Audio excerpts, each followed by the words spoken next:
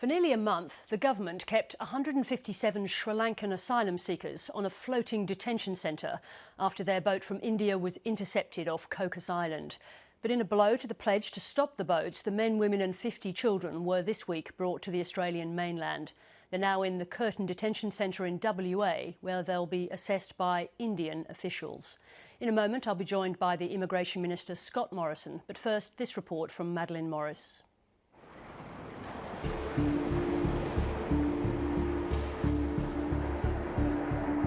I would certainly expect a very large number of the people on that boat to go back to their countries of origin.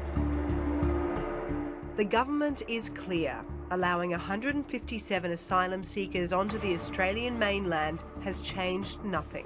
Where they are safe in India, a passage to Australia here is nothing more than an economic migration seeking to illegally enter Australia.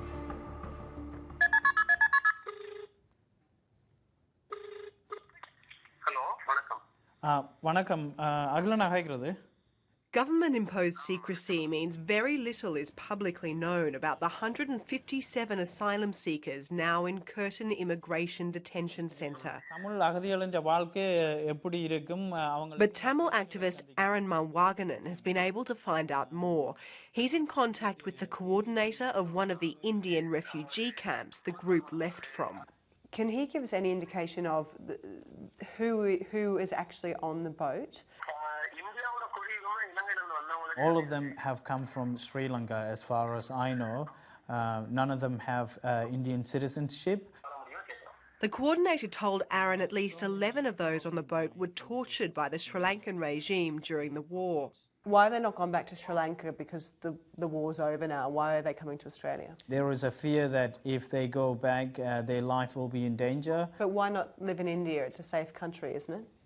You know, while they're not facing the bombs, because of the uncertain future they face in these refugee camps, they're vulnerable to so much abuses. They're still treated as illegal arrivals, and you know, the only country that they could claim asylum is, you know, outside of Sri Lanka, is countries that are signatory to Geneva Convention. Which is not India. Which is not India. In a deal Scott Morrison struck in Delhi last week, India will take back any citizens from the boat and consider taking back any it recognises as residents. The official reason for transferring the asylum seekers off the high seas to Australia is so Indian consular officials can check their identities, something that's baffled observers.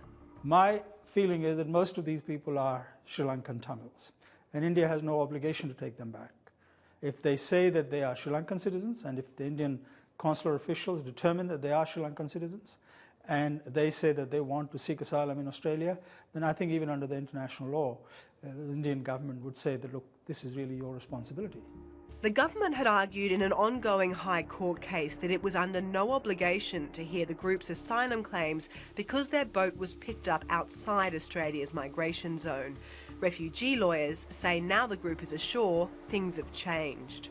The ordinary protections of Australian law now apply to their situation quite clearly, and that means that they should be able to present any claims that they have for protection from persecution under Australian law, and that is they need to be given a fair go before the law.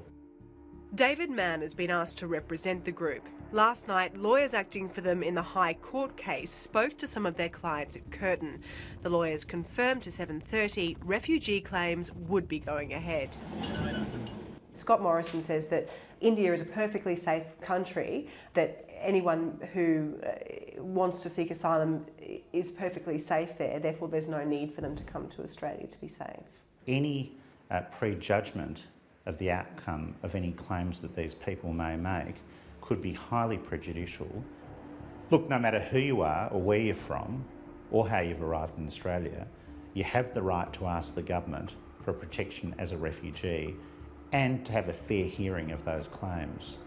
But how the government decides to do it in this context remains quite unclear. There are a lot of uncertainties here.